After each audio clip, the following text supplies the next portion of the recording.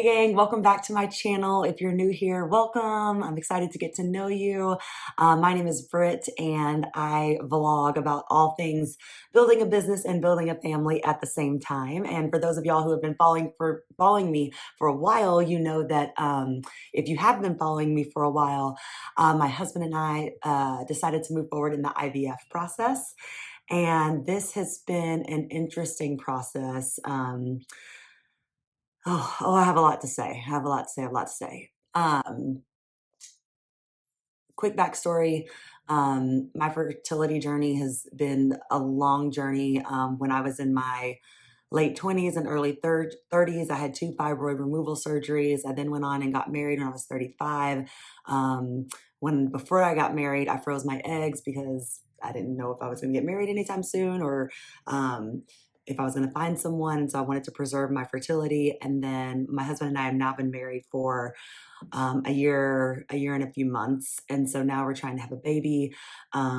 We tried naturally for over 6 months. And because of my age, because I'm over 35, doctors recommend you to go ahead and see a reproductive endocrinologist. So after trying it naturally for about 6 months, we did IUI. We did 3 rounds of IUI, responded really well to all of those medications. And my husband's sperm analysis was great. I had great egg count, but lo and behold, those 3 rounds did not work. So recently we've just decided to unthaw my eggs, fertilize them. And we did that. And we had 9 full blastocyst embryos that came out of our first round of IVF. So was super excited at the end of my last video. Today I should be grateful and I am grateful, but I'm disappointed today. If I can just be honest with y'all. Like I'm someone who is a planner, and I feel like God is really like working on my heart right now and teaching me about surrender and letting go and trusting him. And I think this is just another one of those examples. Reason being, the embryologist just called my husband and I and told us that of our 9 embryos. So yeah, so you got the results back? Yes, ma'am. Okay, so we had those 9 embryos that we had biopsied. Out of those 9, I did have 2 that came back normal. Okay. So those 2 are good for transfer. A little lower than what I would have liked to see, but at least we do have something that we can definitely transfer. In addition to those 2, I also have 3 low-level mosaic embryos. Do you know what mosaic embryos are? I've heard that they can result in a pregnancy, but they're kind of abnormal, or what does that mean exactly? So yeah, so from the cells that we sent off, the Cooper Genomics found both abnormal DNA and normal DNA developing. Okay. Low level means that there is a lower percentage abnormal DNA. So because there's high level and low level, you do also have a high level mosaic, but with the low level mosaic, we have actually transferred those, and we have actually gotten, like I said, or like you said, live births from them. All of the ones from us that have resulted in a live birth have all been healthy babies. Okay. No issues seen. This is also very new. We just started doing this last year. Okay. So they are very young babies, but like some of our statistics that we got for it is that we've, I think, we transferred about 10.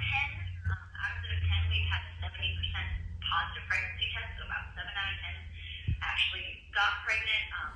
50% of those are ongoing. Okay. And from that ongoing group, we've had, I believe, 2 actually delivered so far. Okay. These are also kind of old stats. We haven't updated them yet, but they do have good potential. So Okay. since we have the 2 normal, I'm not worried about those 3 low-level mosaics. I mean, my hope is that we never even get to them or anything like that. Okay. But the 2 normals, they looked good. They are good for transfer, no questions. But if you did end up ever wanting to possibly transfer a low-level mosaic, you would need to speak with Dr. Chantillis and a genetic counselor just so that you could be counseled before. Okay. So there's a low-level mosaic and a high-level mosaic? Yeah, so you have 3 low-level mosaics Okay. and 1 high-level mosaic. Okay. We transfer high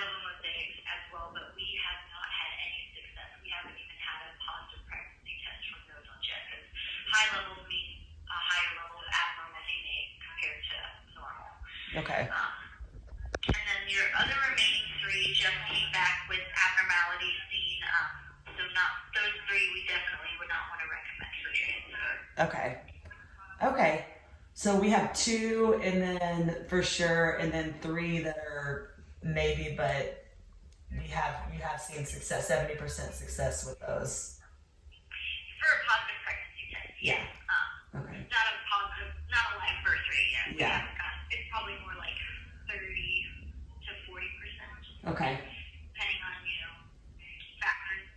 But it's still those are some pretty good stats. So that's why we do sometimes, if it's, a last resort, do talk to patients about if they would want to do something like that. Okay. But definitely these normal ones we would want to transfer first. Okay. All right. Well, thank you. Not quite the news I wanted. Now I'm a little bit nervous in case one transfer doesn't work. We don't really have backup. Two of them are normal and are ready to be transferred, which is great. There's four categories that they label the embryos in, by the way. This is good education because I just learned this. I always thought it was just normal, abnormal, good, not good. And there's actually a spectrum of four. And this is kind of new, so listen here. So two of them are normal, meaning that like they're good to go. You could transfer them, really high percentage likelihood of a live birth, pregnancy and live birth. Three of them are called low level mosaic, which means that 20 to 40% of the chromosomes are abnormal. In a normal embryo, less than 20% of the chromosomes are abnormal, and so it's considered normal. In a low level mosaic, there's 20 to 40% that are abnormal. And the data that she shared with me is that about 70% of those embryos do lead to a live pregnancy test, but only 30% live pregnancy tests do result in a positive pregnancy test, but only about 70% go on to have a full live birth. So there's like a 1 in 3 shot we have with those. And then there's one that's a high level mosaic, which means that like more than 40% of the chromosomes are abnormal. And she says that they do not see success with those. Like those are not recommended for transfer in terms of implanting pregnancy and delivery. They're not typically good. And then the last category is abnormal, meaning that there's too much abnormality. And we had three that were abnormal. So right now out of the gate, from our 9, we know that there's 4 that are completely out of the game now, in terms of potentially being our baby. There's 5 that do have potential. 2 for sure have potential, and 3 maybe like a 30% chance. So maybe 1 in 3, that could work. I think I'm just kind of, I don't know. I was hopeful. I'd watched a bunch of YouTube videos on both spectrums, though. So, I just want to be grateful because I'd watched some with some people who got no normal embryos or, maybe just one. So I'm grateful that we have the 2 and then we have the 3 low level mosaic. But I was really hoping for 5 or 6 that were normal. Zach and I did a little bet before we started all this, and we guessed how many we would get and the sex of each, and we just texted it to each other. Like we did 1, 2, 3, text it, and we put it up there, and I'll show you guys a screenshot of that text. But he guessed that we were going to get 6, and I guessed that we were going to get 4. And so I guess if you include the low level mosaics, we have 5, right? So maybe that was right in the middle. So maybe that is more positive.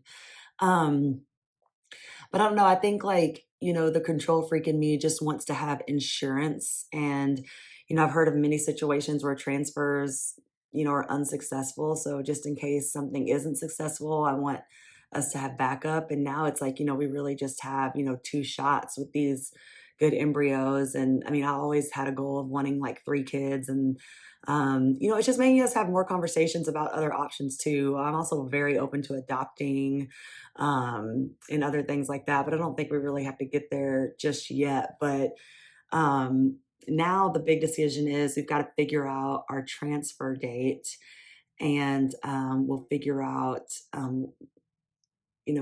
just if we're going to transfer and when we would transfer those low level mosaic ones as well. They said that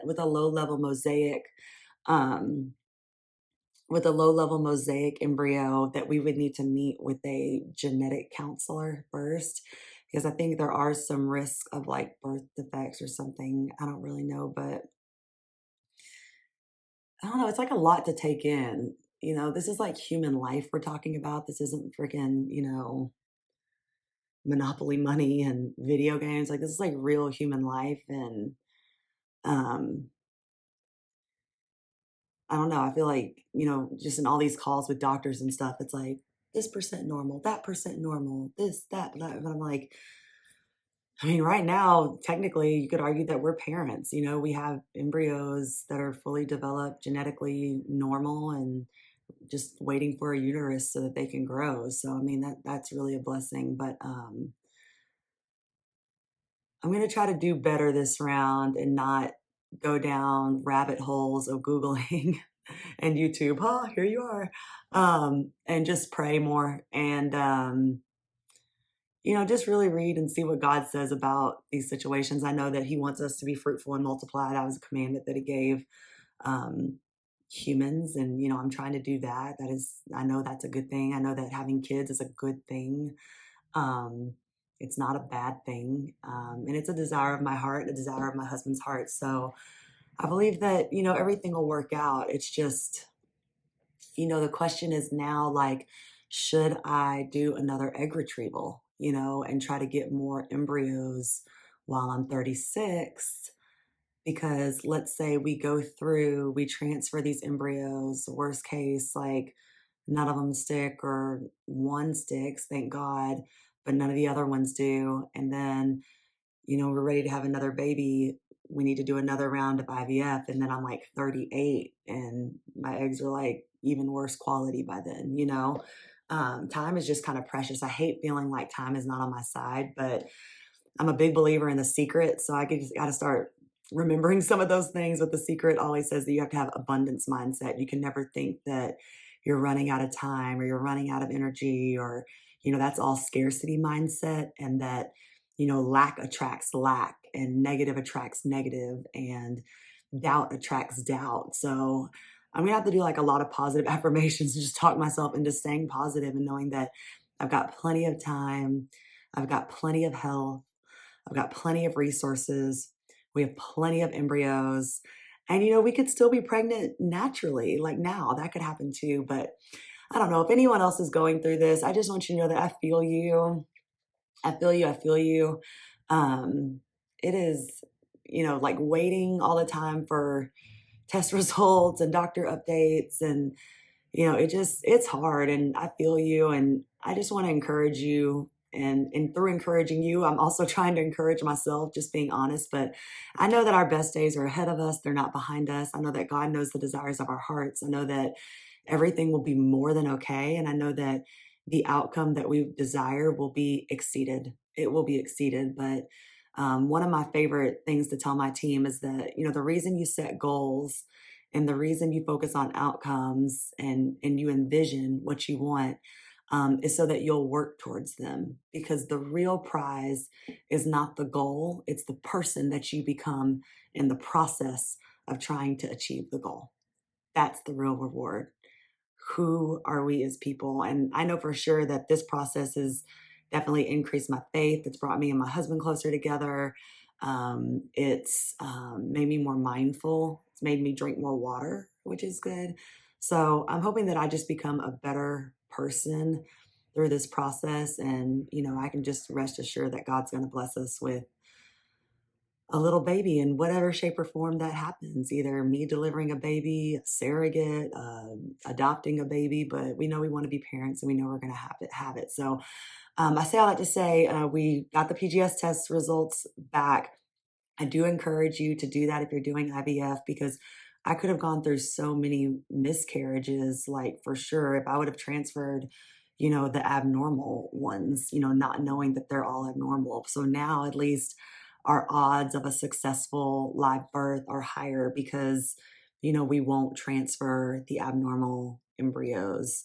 So I'll keep you guys posted on, what we decide to transfer and when the transfer date is and all of the prep that goes with that because it is quite a process. And I know that I have some issues with my uterus with fibroids and stuff like that. So I'm probably going to have to do what's called an ERA. So I'll take y'all all through that where they kind of like biopsy the inside of your uterus and find the perfect day to transfer just to increase the likelihood of implantation. So I'll take y'all through that process too. I'm not gonna lie, I really didn't want to make this video today, and I was kind of regretting posting my last video because now I just felt pressure to give y'all more good news, and this is like it's good news. It is good news.